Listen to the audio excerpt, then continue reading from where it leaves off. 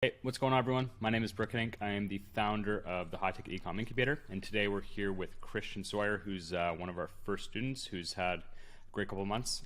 Christian, you want to introduce yourself?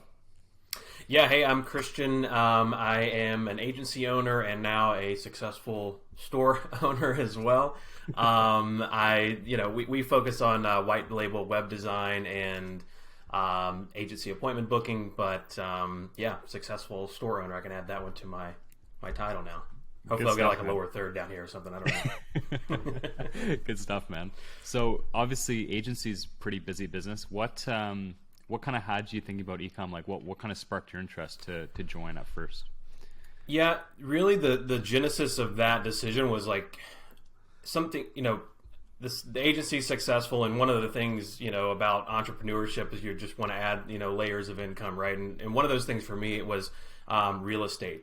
And so now's not, I mean, I'm not the best person giving real estate advice, so like take this with a grain of salt, but like for me, it doesn't seem like the best time to purchase real estate for me, and that's my personal decision.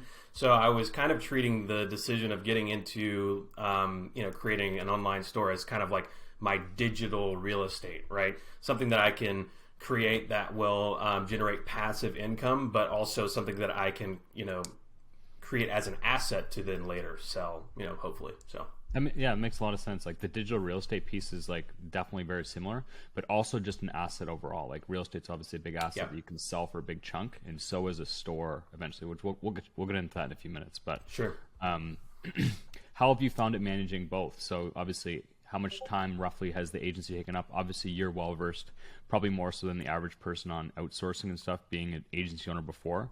But how have you found it from a timing perspective? Is it more work than you thought, less work than you thought? How have you managed the transition? There are some aspects that, because I didn't really have any ecom direct experience as far as like starting my own store and like adding products and doing all that stuff. I mean, I had a little bit of knowledge of the Shopify dashboard just with helping some clients here and there.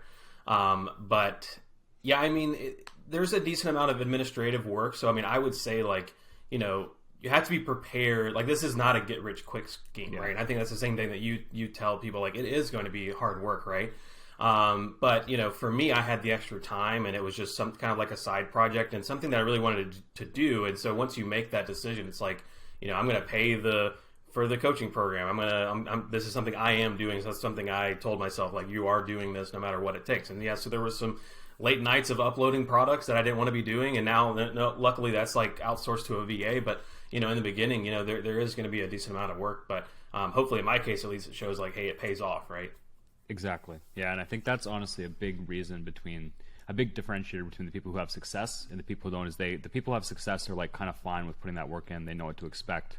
They're not expecting to get rich next week. Like there's a process where you're gonna have to put in work for a month or two and not see any results, and then you might see some results, but it's a long term game, like any business is. Yeah, for sure. Absolutely.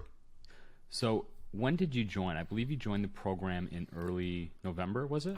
Yeah, I think I made the decision like late October, but yeah, I don't think I got started until November. Yeah, so that would be Okay. like when I started like the actual program. I didn't launch my store obviously at that time, but that's when I started the coaching itself. So about 3 months ago. So I know when we Yeah. talked early on, maybe you can share, but what kind of were you expecting in terms of results when you joined? Like what would have been an amount that made you happy? I remember we had this discussion actually. Yeah, and mine was a little low, and I think because of like what I was trying to create, I was just like, hey, an extra like, I mean, I don't know about, I mean, it's fine. I think everybody has different like goals when they're going into this, but mine was like, man, if this could like generate $1,000, $2,000 extra in cash flow a month without me having to do anything, like that's a win. I don't know. I mean, so maybe that's not a win for everybody, but to me that was kind of the goal that I had set. I mean, it's a pretty low goal, and now my goals are definitely much higher. But because I very much surpassed that quickly. So yeah, I mean, my expectations were not that I didn't believe in you or the program or anything. It was just like, hey, like if this could generate like passively an extra $1,000, $2,000 a month, like that's great. Exactly. Yeah, that makes sense. And I guess for you, it was a pleasant surprise. So, what have you actually hit in sales? I think January was about 30 roughly. and you're on pace. For Yeah, another 30. month or Yeah. so? Yeah, so this, the first week of February, I think it's like $8,000 in Wow. sales. I'll have to look here, but I did have it pulled up. So from when I first started the store to today, it's $38,315.02. So That's amazing, man. That's amazing. yeah, That's yeah, pretty cool. for sure. Yeah, I was pleasantly surprised. I knew like coming in, this is going to be hard work. I was like, you have a great offer, a great guarantee. Like it's like what is there to lose? Like let's try it out, right? And that's kind of the decision that I made. And yeah, I mean we've well surpassed that amount. So And if I I guess I remember can't ask for my correctly, money back anymore at this point. Right? I mean, if I remember correctly, your store is actually, we won't share your niche obviously, but I believe Yeah. your store is a spring focused, summer focused one, correct? So we could even see with the products that I have now, yes. Yeah, and so we were trying to time that, that was a conversation Yeah. you and I had. We were trying to time it to where we took advantage of, there is a product category that does peak in fall, winter, but the distributor that I was working with didn't quite close, unfortunately. So, or they were saying, hey, reach back out in January, February to get that conversation started. So like we didn't even really get to take advantage of like the peak season for that one category. So yeah, I mean, all of the products that you're seeing, that the $38,000, a few of those are in that product category, very little, but most of that revenue is from a category that peaks in May. So 4 or 5 months from now. Yeah. So that is exciting for me because it's like, okay, like this is kind of technically the off season. Like what does the peak season look like for these product categories? So that's exciting for me just to like see that in the future. Yeah, I had something similar last year. I was building out something that peaked in May in around this time. Like I started putting it on my store this time, and it absolutely took off in April, May. So if your products peak in around that springtime, I think people are usually in like a bit of a buying mood, kind of going into the summer, getting their home ready. So yeah, that's exciting, for man. sure. Yeah, and I'm definitely and we're also branching into other product categories that peak in that time period. So a lot of opportunity for growth on this store for sure. So I'm personally excited about it. So yeah. So what? I know you mentioned you have a VA now. So what responsibilities have you delegated, and what are you still actually looking after on this store?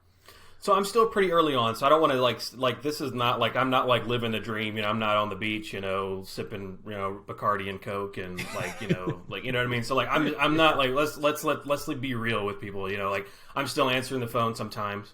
What I have successfully outsourced right now is like kind of like store management, so product uploads, inventory, because we get from some suppliers we get like updated inventory each week, so that gets updated. Things like that.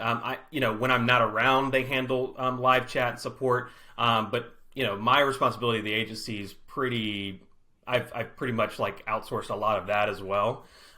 So I do have a lot of availability to answer the call when that happens. I mean, I have, just to be full transparent and honest with you, like a lot of this I would say probably half of this revenue was generated by like a phone call, like having to speak with the customer.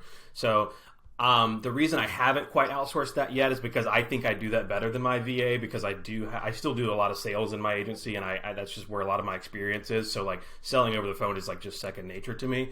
So I actually enjoy that. So I haven't outsourced that yet. I'm sure that we'll get to a point to where we're doing that. But right now it's like I really hate the product upload. I mean, I'll be honest with you, I don't like doing it. I really do not like doing it. So to me, that was like the quickest thing I needed to get rid of, right? So yeah, that's what I've successfully outsourced right now, and I'm early on. I mean, this is like 2 months in of 2 full months of like the store, I would say. Well, actually, I don't know. Maybe like, I think I started ads on December 23rd, and so it's into February now. So it's really only been like a month and a half. So I mean, I'm super early on. That's incredible. Yeah, it's crazy to think how well you've done so quick, but that actually brings a funny memory to mind. When I was starting and I was still doing the phone calls myself, it got to the point where I was still doing them, and I, like you, like did them better than the VA, just because natural experience, and I think like as the business owners, we just naturally care more than a VA is ever going to care. Yeah. But I tried to set something up where like it would be like, if you're calling about brand 1 sauna, or brand 1 with sauna, click 1, and if you're calling about all these other brands, click 2. So I would only try and answer the phone for number 1, but of course customers would always click the wrong button, and I'd end up having to transfer the calls all the time. But yeah, Yeah. calls are definitely, yeah, it's when you're the business owner, you will close more, but I think it's something like down the line you can certainly get off your plate. Even if you take a small dip in sales but you get your time back, it's probably better spent elsewhere. And I guess if you like it, you can always do it. Yeah, I mean, for sure. And it depends on the product too. Like, I mean, there was one yesterday. It was like, I was actually on the phone with Chase to get a credit card for I'm a credit card churn and burner. So like they like deny the application at first and you call and get a reconsideration. They'll give you the card. It's just Chase bullshit. But, I mean, I've got a lot of points. So like they probably know like, hey, this guy just wanted the sign up bonus. So I was actually on the phone with them, and then the guy that I was waiting on to call back to purchase one of these products. I mean, it's a $1,200 profit for me. So I'm like, hey, I'll call you back, Chase. Like, we'll figure this out later. Like, I got $1,200 to make, because the customer kept calling. I was like, okay, this guy's like ready to buy, I guess. So that's a funny story that happened the other day. So $1,200 awesome. Just for hanging up on Chase there. There you go. Yeah, you can always call Chase back. Customer's not always. Yeah, we can figure it out. So I guess in the course, has there been any program courses, has there been any breaking points that you think really made a difference for you? Was it like choosing a right niche? Was it really dialing in your ads? Like, what do you think is kind of the biggest needle moving factor so far? Man, that's tough. Because I can't really pinpoint like the one thing that I did right. I don't think that led to my success. I think it was just like following everything that you did to a T. I did steer a little bit differently as far as like I didn't like stack on the suppliers as far as like what's live on my website. Yeah, I closed a lot of suppliers, but quite frankly, like what you're seeing here, the $38,000 is 3 brands. So like you can do it with 12 brands, you can do it with 3 brands because I'm doing it right now. You know what I mean? I think I focused, the one thing that I tried to focus on, and this was just because I personally wanted this to be the case. You didn't instruct me to do this, but I think there is instruction in the coaching program about this, but I really wanted to focus on the credibility of the site, the conversion rate optimization. And there are some reasons why you wouldn't want to do that early on, because it's like you don't want to waste your time building the best website and come to find out you're in a niche that's terrible, or that your supplier relationship sucks, right? So there's reasons to not do that. And I think obviously be careful, really just solely focusing on your website. I think you would agree with that. But for me, I really wanted to focus on that. Like I wanted this to be like the Wayfair quality, right? Like, someone feels comfortable being on the website. And I think that has helped. The conversion rate is pretty decent as far as I know. So, I think that really moved the needle, but also just like following everything you did to, like you told me to do to a T. Like the advertising, I have Google Ads experience, but I have 0 Google product shopping ads experience. Yeah. And so like that is like way over my head, and I had to follow that like 100% to what you recommended. And I think just doing all of those things and them stacking together is really what led to the early success that I had. I agree. And the nice thing about the business model is you kind of alluded to it, but like there's 4 things. There's good suppliers, a good website, and good ads. Only 3. So if one of those, if you're not making sales, like one of those is off.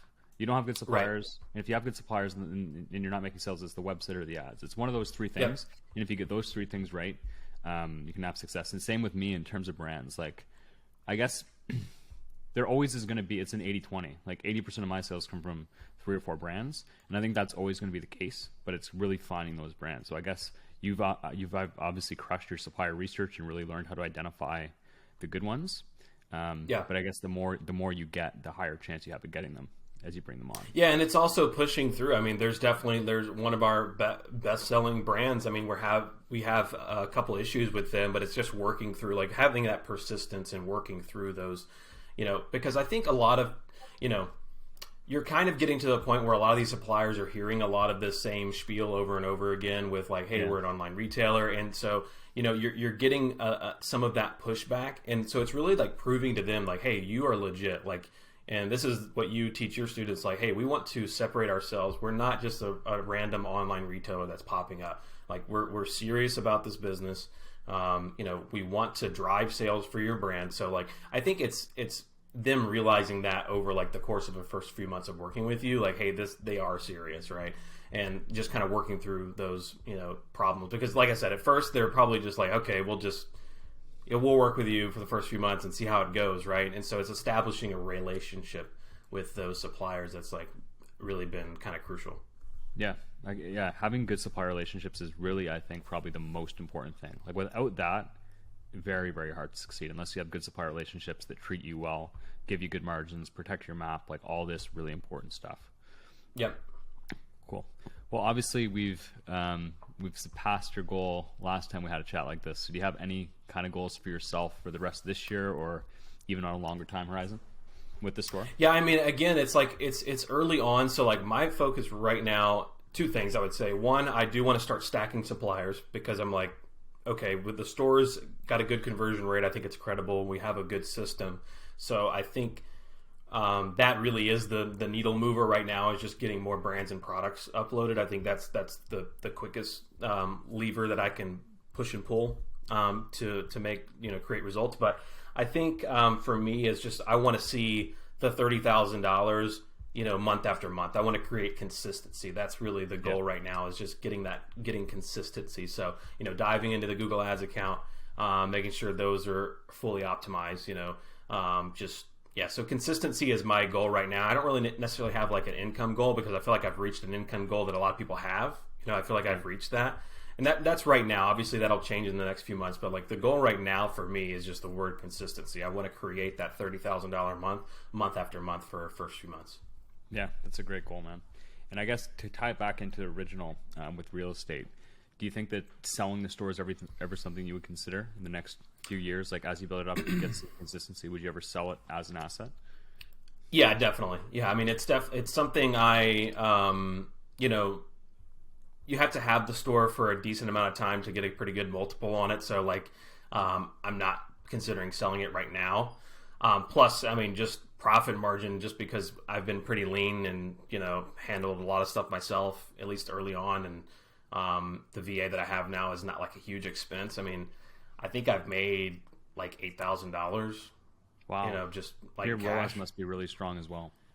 Yeah, no, yeah, and that's another thing is like I don't know if that's luck or if I just did that Google Ads account right, or if I'm like just my copywriting skills came into play. I have no idea, but my ROAS is insane. Like it's another thing is like a lot of people. I've spent like $1,500 on ads, I think, or less than that, or less than 2,000 sales. Yeah, that's crazy. Yeah, it's crazy. Yeah. And the other thing that a lot of people miss with return on ad spend is a lot of it is the ad account. But a nice website, if you're sending the same 5 people to the website, but you're converting an extra 1 of every 5 people who are going to buy, like you get 20% higher, like that will make a huge difference in the return on ad spend. So I'm sure your website's beautiful. So I'm sure that's also played a factor.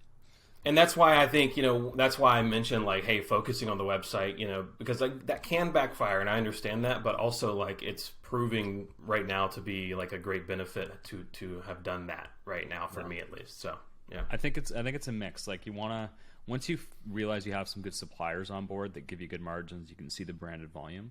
Yeah, I think it's huge. I think like you alluded to as well at the beginning, when you're not even sure what niche you're going to go in, you're not even having any suppliers. You definitely don't want to be building out like a week-on-week website at that point. But once you do, it can make a huge difference, as it has with you. Yeah.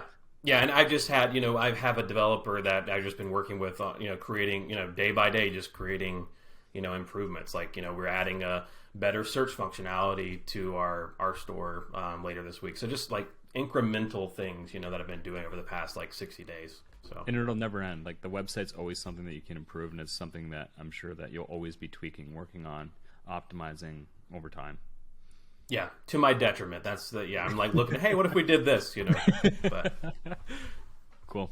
Well, that's all we really had, man. Just last question for you. So, if you were speaking with someone who is considering joining the program, what advice would you give them? Where do you think that they would kind of learn the most? What would they take the most from it? I would say, like, if you're on the fence about this, like, one, make sure you're prepared to do the work. This is not a get-rich-quick scheme. Brook will tell you that, right?